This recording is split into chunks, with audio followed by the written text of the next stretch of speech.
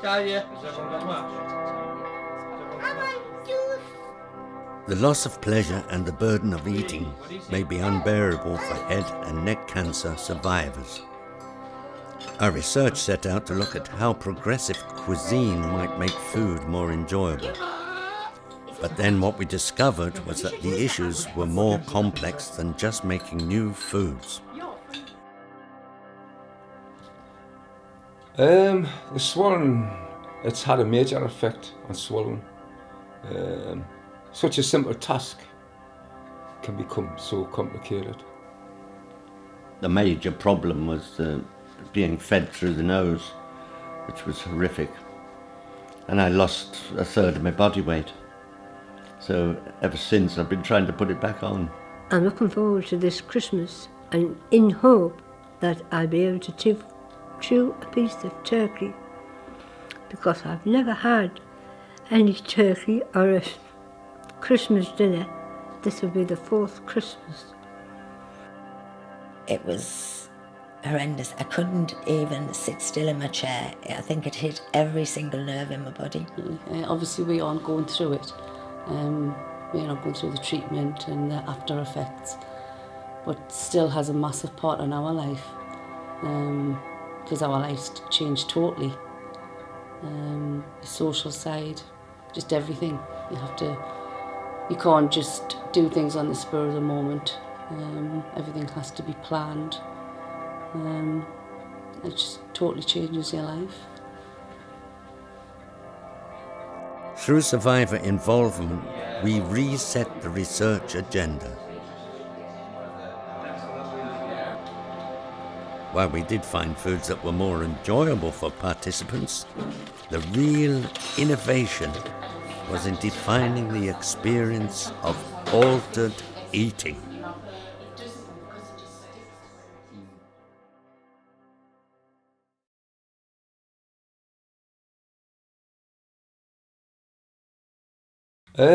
The swallowing, it's had a major effect on swallowing. Such a simple task can become so complicated. Because of the lack of saliva in the mouth and the throat, everything has a tendency to stick. So your tongue will stick to the top of your mouth and things like that. And it's because there's other little problems in there. You have dead spots in the back of your mouth, and it leads to you actually choking, and it's the worst thing in the world. When it first happens, I remember the first time it happened to me, it's like pure panic. When it first started happening, I flap at things like that. I'm not very good in situations like that, and I panicked massively. Just wanted to pick the phone up and phone an ambulance. But as time's gone on and we've got used to it, and Ray now knows how to deal with it and cope with it, I can cope with it a lot better. I know to leave him alone, not panic him, for him, and he knows how to come out of it. And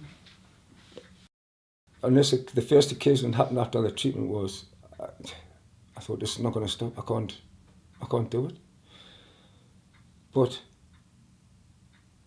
it becomes such a regular thing. It has become such a regular thing, choking while I'm eating. My grandson actually says I'm now an expert in choking.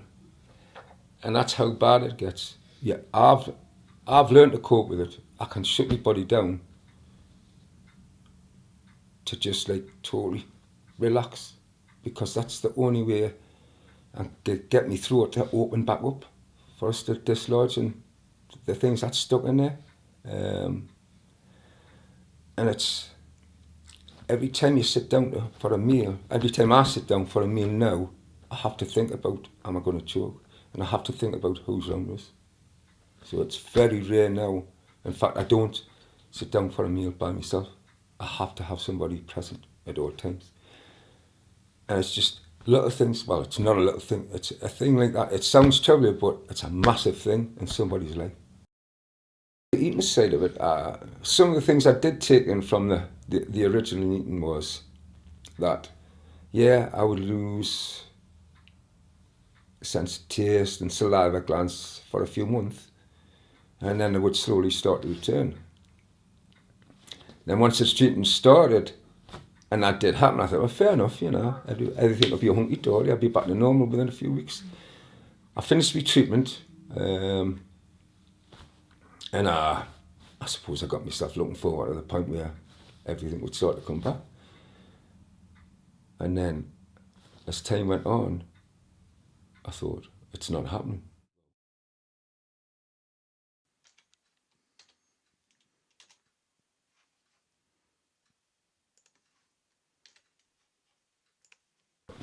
Imagine me, title would be something like Purchasing and Supplies Manager. I once boasted I bought everything from ladies' bras to ships, or at least been involved in it. I have very little pleasure in food. However, I am still experimenting. In my background, and given my career, I used to spend quite a lot of time, an awful lot of time, either entertaining or being entertained. I've spent a lot of time in posh restaurants, posh hotels, with all the food that goes with it. And I've got a very wide, or used to have a very wide taste in food. You name it, everything from curries, Hungarian goulash, English breakfast, you name it, I used to enjoy it. The only thing I don't like is apricot for some reason. Fruit. So a whole range. I think, given my background, we all have a different way of dealing with it. And I talked to a few people who are in my similar situation myself. And I'm sure they're thinking I'm balmy, but the way I do it, I run a spreadsheet. In the early days, I had to get rid of this feed tube up my nose. So I had to figure out how I was going to do that and make sure I was still getting the calories. So what I did was set up a spreadsheet, and I monitored, I planned my days to get those calories. So every morning, first thing I would do, over a cup of tea and a couple of biscuits, just to get the thing moving, was to figure out what I was going to have for the day, when I was going to have it, how many calories, and make sure that certainly over a couple of days, I'm averaging 2,300 a day. Sometimes, more often than not, I'm eating because I need the calories, not because I'm hungry. I rarely feel hunger. Not because of something I fancy, because I can barely taste. It's just I need the calories. It becomes a function rather than a natural way of leading your life. And that's where I am. I've got a challenge.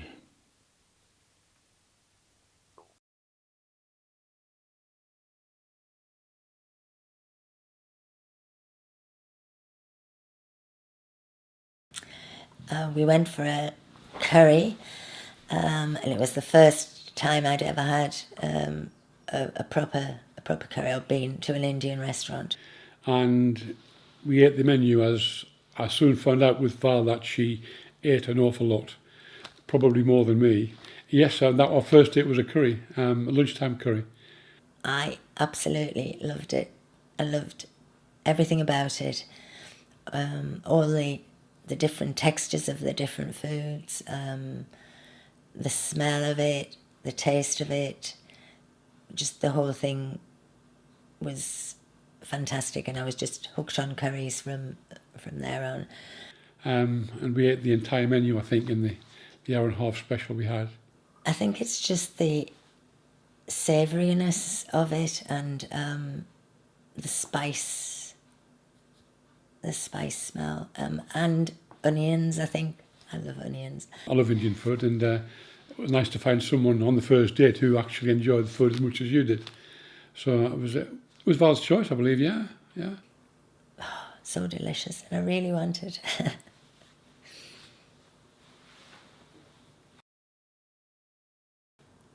So the first curry we went for after my treatment, I think it was probably a couple of years after my treatment. And we went to an Indian restaurant in Bath that we'd been to before, where we had a really good curry. And I only had a tiny bit of a poppadom. It was like my first mouthful of a poppadom, which must have been slightly spiced. And I nearly hit the roof. I obviously hadn't had anything else spicy up to that point. It was horrendous. I couldn't even sit still in my chair. I think it hit every single nerve in my body. So painful. It just seems to attack the nerve endings. How did you feel when that happened? Really upset. Really, really upset about it. I wanted to eat a curry. Really wanted to do that, and I couldn't. I knew that was. I didn't know it was going to be forever, but I knew that I certainly couldn't eat anything else that night, and I was upset about it.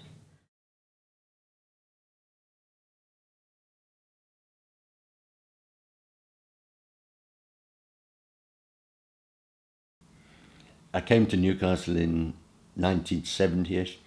I had a 2-year contract with what was then the Tyneside Theatre Company, based at the University Theatre in the Haymarket. I had cancer of the tongue, a tumour on the tongue, and I had radiotherapy and chemotherapy, 6 weeks course. Over 2 years, just before Christmas, 2 years ago. And the major problem was being fed through the nose, which was horrific. And I lost a third of my body weight. So ever since I've been trying to put it back on. But the major problem is the saliva, the loss of saliva, which means you can't swallow easily. Then they really didn't have any knowledge of how the saliva was affected. Well, they didn't explain that. They said it would be affected, but you think when they tell you that it's going to be a matter of months and it'll clear up, not that it's going to be a long-term problem. I used to do it. I mean, I still do cooking, but I used to do a lot of cooking. You know, big meals. You know, things like sausage toad and big meals like that. I think I've lost, to a certain extent, the pleasure of eating. Now it's more of a chore, especially when I'm trying to put on weight, rebuild the muscles. So I try to have big 3 meals, a day, but in a sense it's not. I don't know. It's not pleasure. It's a necessity. And I know eating is a necessity, but the sense of enjoying it, it's not. So I know I have to do it.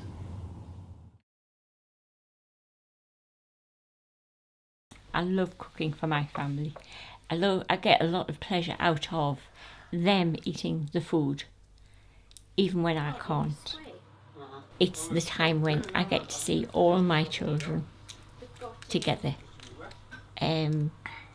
It's sometimes not all of them, but if somebody says, we can't come for Sunday lunch, and then the other one says, I can't come for Sunday lunch, I'm like, well, what am I going to do about Sunday lunch? I'm not having it with Tony. I can't just make Sunday lunch for me and Tony, it's not worth it. I had been told by the doctors that I would have problems eating. I would not be able to manage solid food for a long time. It was basically soup and mush for a long time. But because my particular skin graft is so good, I could eat anything at that time. I had no problems with dryness in my mouth, which they said I may have. I had no problems with my tongue. I can talk practically normally. and I could eat practically normally. At that point, everything was great. Eating wasn't a problem.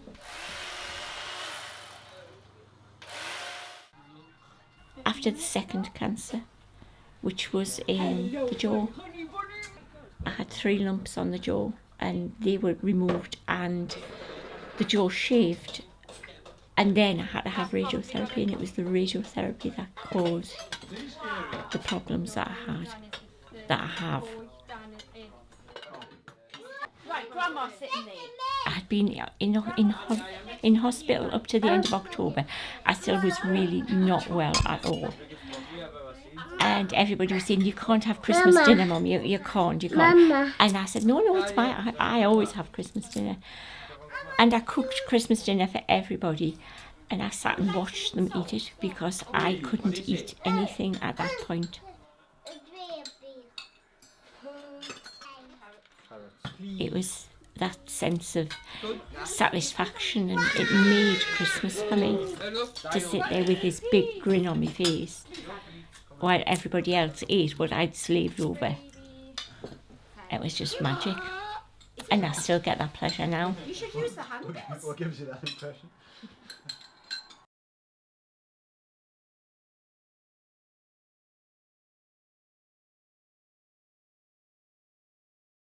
Treatment for head and neck cancer is life-saving.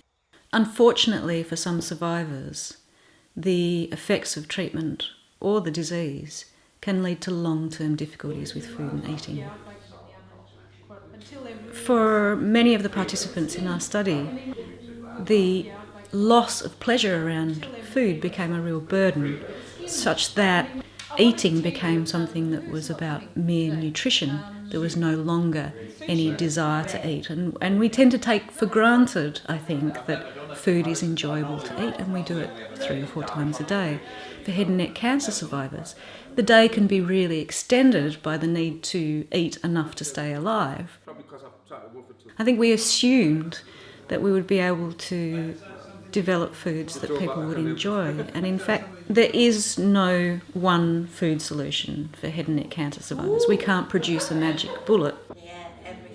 We had some successes, some really fantastic successes. So what we realised in a sense was that individualising the solutions, because everybody's issues were so different, was what we needed to be able to do. I don't quite understand the concept of 2 weeks. Quite quickly we realised that we were not going to be able to work in the way we anticipated, and we needed to think more broadly about where food and eating fitted into the whole context of living and who we are as individuals.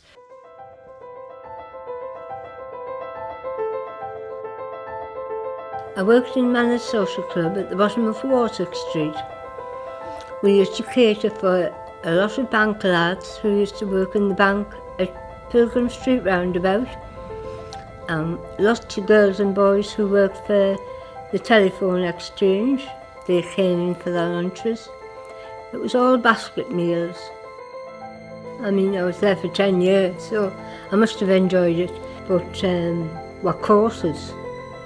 Meeting other people who had, shall we say, similar disabilities like swallowing.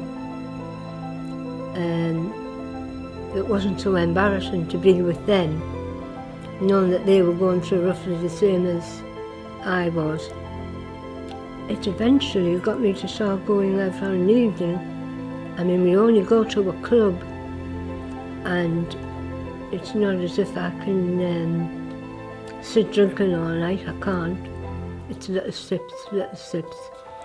And a half a lemonade lasts all night. But at least I got out, and I got to meet people I knew previously before the operation. A lot of them all said they were glad to see us out again, so.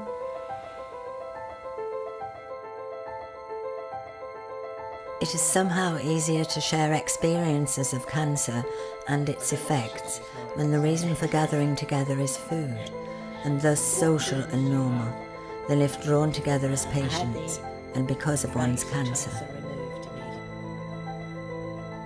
I am still experimenting. In the last week, I have tried strawberries and enjoyed them for the first time in 2.5 years. I wish they had said, I was going to lose my sense of smell, my saliva glands, and my taste buds forever.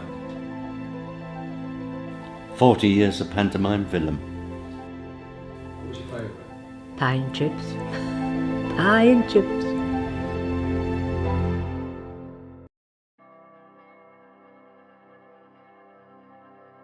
What is it we want to talk about? It is pleasure, because one of the things that we found through working with you guys is that one of the aspects that can be altered and is often missing is the joy of food, and not just the food in itself, but the joy of doing stuff like this, gathering around a table with other people, drinking, eating, and the kind of pleasure that comes from that combination of social and food stuff. So that's our observation, but we just wanted to get you to reflect on that a bit. So, yeah, absolutely. So any thoughts just from what I've said? That does have an impact, doesn't it?